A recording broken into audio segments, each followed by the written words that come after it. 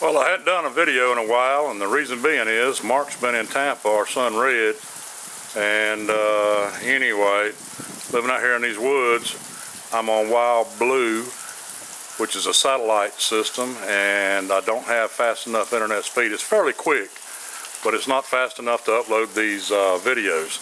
I did upload one time. I sat there for an hour and 15 minutes, guys, and moved the mouse around just to let it see that there was still activity on it.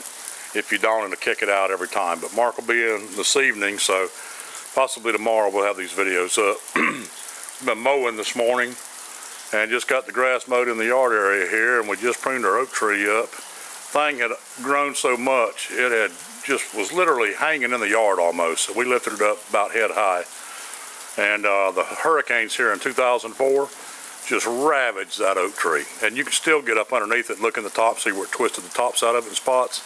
But man, this thing is coming back, and look at the new growth. But we've been getting rain. And this video is dedicated to my buddy out in Texas, Jewelrymaker, or Ken. And I want to show you something, my friend. Can you see that? The rain shut us down. Can you still see the drops hitting in the drive? But anyway, we had a 40 or 50% chance today, and it goes to 60 tomorrow. We had an awfully dry spring this year, first part of it, but it's beginning to get our daily rains again now. We missed it the last couple of days, barely, but it never got really to us. We got just a little bit yesterday, but we've already had a good shower this afternoon, and you can see the ponds beginning to come up again now. And it's down probably 4 or 5 foot from the top, maybe 5 or 6 feet, but usually by mid-July, end of July, and August, it's usually full. But that's how much rain we lack this year. And anyway, we got our pastures fertilized, the rain started, look how green everything is. The garden area out there, we had put our compost, we had a compost pile we made. We got about a third of the compost over the garden. We put cow manure over the whole thing again. We got 3 or 4 bales of hay, just scattered that out loosely. And then the last 5 or 6 times we've cut our grass, we went ahead and put bagged the clippings and then threw them in the garden too. So anyway, we just tilled that up. Let me see, what day was it? I believe it was Thursday of last week. We tilled everything back up. And anyway, getting ready to plant. We'll plant about mid-August, just depending on the moon. We're going to go ahead and set our okra. I decided to wait on the okra till we plant our peas and go from there. And I think I'm going to get a load of chicken manure, but I'm going to extend the garden area out another 50 foot wide, keep the same length, and just double the size of the garden.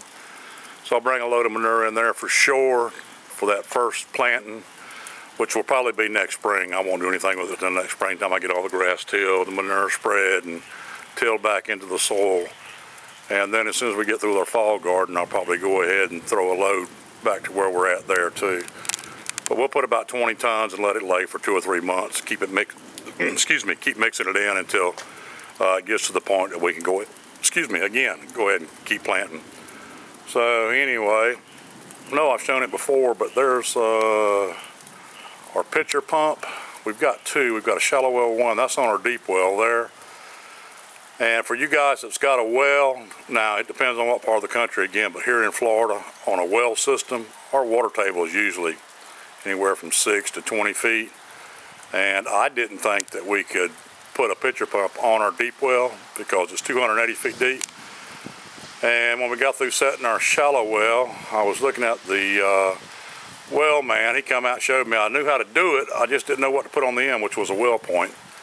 But anyway, I'm moving around a little bit. But anyway, I was telling him about I sure would like to have one on my deep well but the big pumps, the big hand pumps are really expensive. He goes, Doug, your water table's between 6 and 20 feet. It'll pump to 40 feet. I said, dadgum, you're right. So that's what we did. But again, we went through those hurricanes here in 2004, and I'm a Floridian born and raised, and have been here all my life. And I had never seen anything like those 3 hurricanes back to back. They just literally came right over the top of us. And we were without water and electricity for about 30 days when you add those 3 storms up together, and they were just bam, bam, bam. But anyway, so I decided, you know what, if there's any way possible, I'm going to get to the point where I'm not out of water ever again because of electricity. And with that, we're not. We just flip a couple valves and turn one valve off, turn one valve on. And we're pumping water out of that well. And man, it's good drinking water too. But anyway, I was just going to show you guys, do a video real quick. Mark's coming home this afternoon. I'll put this in his hands. He can load this tomorrow. I've got one more I'm going to do this afternoon, and then hopefully I can start getting a few videos back up again because Mark will be back in town. He's got work, but it'll be in Orlando instead of an hour and a half out of town like he's been. So, but anyway, Ken again, Jewelrymaker. You see the wet ground, buddy. We've been getting it. So sure hope you guys are getting some too. Man, you guys were awful dry. So again, I'm going to close this one out for now.